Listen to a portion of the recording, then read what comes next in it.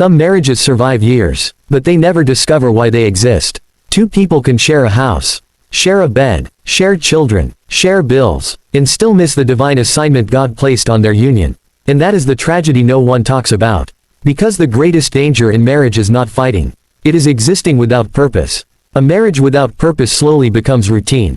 Then routine becomes boredom. Then boredom becomes distance. Then distance becomes silence. And silence becomes emotional death. You can love each other deeply and still drift apart when you do not know why God joined you together. That is why some couples look happy in public but feel empty in private. Because chemistry can start a marriage, but only purpose can sustain it. Listen carefully. God did not create marriage just so you could post anniversary pictures. He did not create it only for romance. Not only for children. Not only for companionship. Marriage is spiritual. It carries kingdom weight. And until you understand the purpose of your marriage, you will keep fighting battles you were never supposed to fight. You will keep comparing your marriage to others. You will keep feeling like something is missing. You will keep asking why your relationship feels heavy. Because purpose gives meaning to pain. When purpose is absent, every sacrifice feels useless. But when purpose is revealed, even hardship begins to make sense. That is why you must discover why God brought you and your spouse together. Not culture. Not pressure. Not loneliness. God. Ecclesiastes chapter 4 verse 9 says, "Two are better than one, because they have a good reward for their labor." Notice that scripture did not say they merely exist together. It says they labor together. There is work attached to marriage. There is assignment attached to marriage. There is impact attached to marriage. Your marriage is supposed to produce something bigger than both of you. And the enemy knows this. That is why Satan attacks marriages so aggressively. Because a purposeful marriage becomes dangerous to darkness. A husband and wife united under God can raise godly children, heal broken people, build ministries, change generations, break family curses, create stability where chaos once ruled. The enemy does not fear weddings. He fears purpose. And maybe that explains your battles. Maybe the pressure is not because your marriage is weak. Maybe it is because your marriage carries something valuable. The devil does not attack empty things. Think about Adam and Eve. Before sin entered the world, God gave them purpose. Genesis chapter 1 verse 28 says, "Be fruitful, and multiply, and replenish the earth, and subdue it." God united them with mission in mind. Marriage was never supposed to be two people staring endlessly at each other. It was two people walking side by side toward divine purpose. That changes everything. Because when purpose becomes the center, petty things lose power. Not every disagreement becomes a war. Not every weakness becomes a threat. Not every hard season destroys the relationship. Why? Because both people understand something greater is at stake. And this is where many couples fail. They prepare for the wedding, but not for the assignment. They spend months planning decorations, but never ask God why He joined them together. And then reality comes. Bills arrive. Stress comes. Children come. Temptation comes. Misunderstandings come. And suddenly the feelings that once felt strong begin to shake. Because feelings were never meant to carry a marriage alone. Purpose carries marriage through seasons emotions cannot survive. There will be days you do not feel butterflies. There will be seasons where life exhausts both of you. There will be moments where your spouse disappoints you. But purpose reminds you that your marriage is bigger than temporary emotions. Listen, if your marriage exists only to make you happy, it will collapse under pressure. Because no human can satisfy every emotional need perfectly. But if your marriage exists to glorify God, then even imperfect moments can still produce something eternal. That is powerful. Because purpose changes your perspective. You stop asking, "What am I getting from this marriage?" And you start asking, "What is God trying to do through this marriage?" That question changes everything. Maybe your marriage exists to show forgiveness in a generation addicted to quitting. Maybe your marriage exists to model faithfulness in a culture celebrating betrayal. Maybe your marriage exists to raise children who will impact nations. Maybe your marriage exists to heal patterns of divorce that have plagued your bloodline for generations. Maybe your marriage exists to reveal Christ through love. Ephesians chapter 5 verse 25 says, "Husbands, love your wives, even as Christ also loved the church, and gave himself for it." Do you hear that? Marriage is supposed to reflect Christ. That means your marriage is not just about you. It is a living testimony. A picture. A revelation. The world should look at Christian marriage and see evidence of God's love. Not perfection, but grace. Not flawless people, but covenant people. People who stay committed even when life gets hard. Because covenant is deeper than convenience. And this is where many people misunderstand marriage. They think compatibility is everything. No, Purpose is deeper than compatibility. Because two compatible people without God can still self-destruct. But two surrendered people with purpose can overcome storms together. You need more than attraction. You need alignment. You need spiritual direction. You need vision. Amos chapter 3 verse 3 says, "Can two walk together, except they be agreed?" Agreement is not merely liking the same music, or enjoying the same hobbies. Spiritual agreement means moving toward God together. That is purpose. And one of the clearest signs you have discovered the purpose of your marriage is this. Your union pushes both of you closer to God, not farther. A purposeful marriage convicts you when you drift spiritually. It sharpens your faith. It challenges your character. It exposes selfishness. It teaches sacrifice. It teaches patience. It teaches humility. And honestly, that is why some people struggle in marriage. Because marriage reveals who you really are. Marriage exposes pride, immaturity, control, anger, selfishness, not to destroy you, but to transform you. God often uses marriage as a refining fire. And sometimes the purpose of your marriage is not only what you build together externally. Sometimes the purpose is who both of you become internally.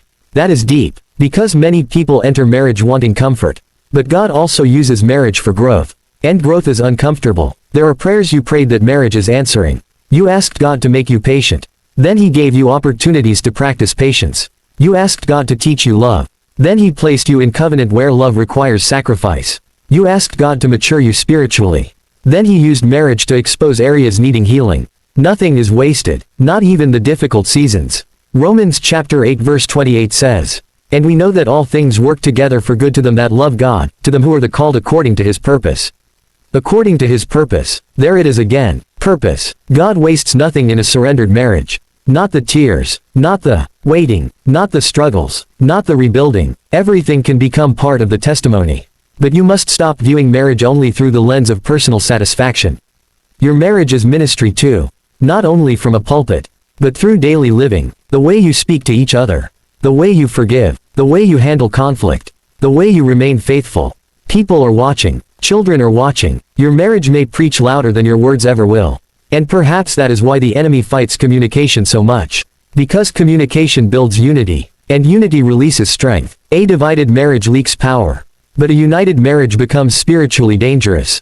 That is why Satan loves offense. Assumptions. Bitterness. Pride. Because if he can destroy unity, he can weaken purpose. Guard your unity. Fight for peace. Not because everything feels perfect, but because purpose matters. And hear this carefully. Purpose does not mean your marriage will look like everyone else's.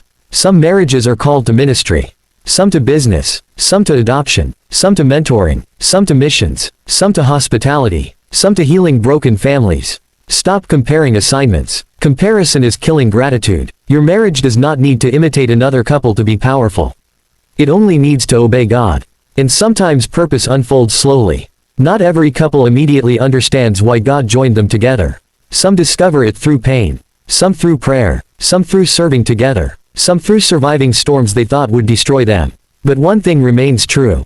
Purpose always leaves clues. Pay attention to what repeatedly burdens both your hearts. Pay attention to where your unity becomes strongest. Pay attention to the lives changed through your relationship. Pay attention to what God keeps calling both of you toward.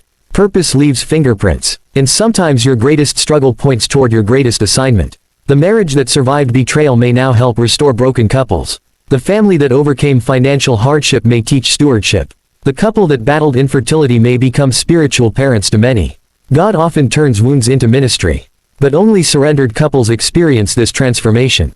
Because pride resists purpose. Selfishness resists purpose. Control resists purpose. Purpose requires surrender. Not my will, God's will. And that is difficult in today's world. Because modern culture trains people to leave when things become uncomfortable. But covenant says, we fight for what God joined together. Matthew chapter 19 verse 6 says, "What therefore God hath joined together, let not man put asunder." That verse is deeper than many realize. Because sometimes the man trying to separate the marriage is outside influence. Sometimes it is temptation. Sometimes it is pride. Sometimes it is unresolved trauma. Sometimes it is ego. And sometimes it is spiritual attack. Not every battle in marriage is merely emotional. Some are spiritual. That is why prayer matters. A marriage without prayer becomes vulnerable. Because you cannot fight spiritual battles with human wisdom alone. Pray together. Even when it feels awkward at first. Even when words are few. Because prayer reconnects hearts. Prayer softens pride. Prayer invites God into wounds. And where God is welcomed, healing becomes possible. Do not underestimate spiritual intimacy. Many couples know physical intimacy, but not spiritual intimacy. They can sleep together, but never pray together. They can talk about bills, but never talk about God. And eventually the marriage becomes emotionally dry. Because human love alone is limited. You need divine help. You need grace. You need God at the center. Not as decoration, not as tradition, but as foundation. Because storms reveal foundations, and every marriage will face storms eventually. Health scares, financial pressure, loss, disappointment, misunderstandings. No marriage escapes testing, but purposeful marriages survive differently. Not because they avoid pain, but because they remain anchored. Anchored marriages bend without breaking. And if you are listening right now while your marriage feels tired, do not give up too quickly. Some of the strongest marriages today once looked hopeless. Some couples you admire once cried themselves to sleep. Some relationships now filled with peace once survived seasons of silence and pain. Healing is possible. Restoration is possible. But both people must become willing to pursue purpose over pride. And sometimes the first step is simple honesty.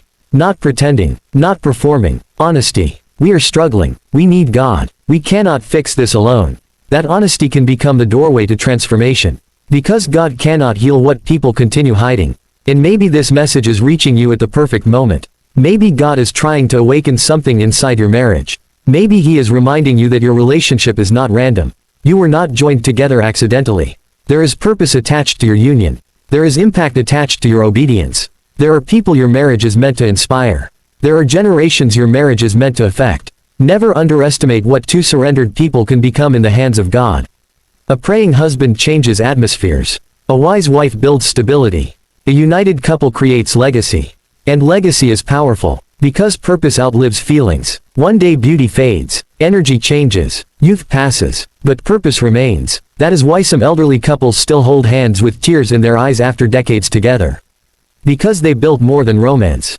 They built covenant. They built history. They built purpose. And purpose creates depth. Real love deepens over time when God remains at the center. It becomes less selfish, less shallow, less performative, and more eternal. That is the kind of marriage this generation desperately needs to see. Not fake perfection for social media. Real covenant, real forgiveness, real faithfulness, real prayer, real love. And maybe the reason your marriage feels under attack is because your marriage carries oil. Maybe heaven sees something in your union that hell wants to stop. Do not quit in the middle of becoming. Do not abandon purpose because of pressure. Diamonds are formed under pressure. Strong marriages are too. And one day, the pain you survived together may become the testimony that saves another couple from giving up. Imagine that. Your scars becoming someone else's survival guide. Your restored marriage becoming proof that God still heals. Your covenant becoming evidence that love still exists.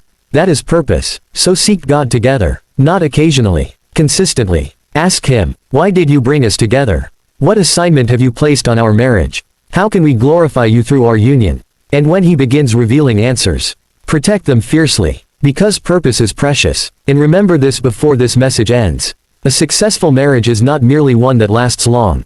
A successful marriage is one that fulfills heaven's intention. Length without purpose is empty. But even imperfect marriages become powerful when surrendered to God. So stop chasing the image of a perfect marriage. Chase the presence of God inside your marriage. Because when God becomes the center, love matures, healing begins, unity grows, purpose awakens, and two ordinary people become something extraordinary together. Not because they never struggled, but because they discovered why they were joined in the first place.